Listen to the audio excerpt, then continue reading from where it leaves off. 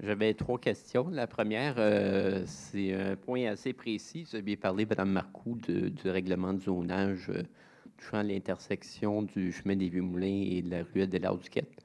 J'ai sursauté tout d'un coup parce que c'est l'endroit où j'habite. Donc, est-ce que je pourrais avoir des précisions sur l'objectif et les conséquences du changement de zonage? Je sais que dans ce règlement-là, il y avait beaucoup de choses. Je sais qu'on parlait de la note 011, mais je vais valider pour être certain de vous informer comme il faut. Je vais vous rappeler, M. Jetan. OK, merci beaucoup. Puis, vous aviez mentionné tantôt, Mme Marcoux, on parlait de la conservation, qu'à l'Acadie, c'était moins un enjeu parce qu'il y a beaucoup de boisés. Est-ce qu'on connaît actuellement la superficie boisée dans le secteur de l'Acadie? Juste dans le secteur de l'Acadie, non, je ne serais pas capable de vous le dire, mais c'est parce qu'à l'Acadie, il y a beaucoup de territoires agricoles. Hein. Oui, c'est La ça. majorité de la superficie est agricole, fait que l'inventaire qu'on a fait ici, c'est surtout en zone blanche. Là. Je pense que pour donner un ordre de grandeur, moi, je dirais maximum 10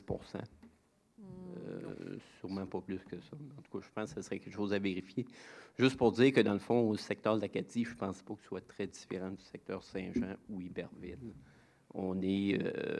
Iberville, oui. Là. Si on se compare au niveau de la MRC du Haut-Richelieu et même à la région de la Montérégie, qui est déjà une des plus déboisées au Québec, Saint-Jean est parmi les dernières classes en termes de superficie boisée.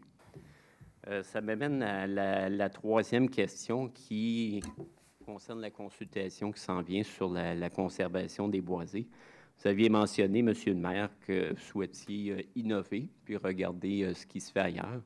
Ça, c'est de la musique à mes oreilles, parce que je pense que si on veut faire une vraie consultation, il faut absolument regarder les enjeux à long terme et il faut que les gens aient un document de consultation qui va présenter ces enjeux-là.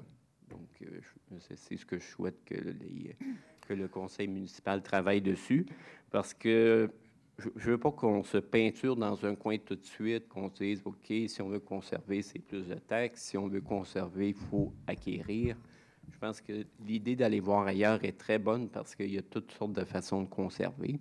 Puis, ça implique pas forcément des augmentations importantes en termes de taxes.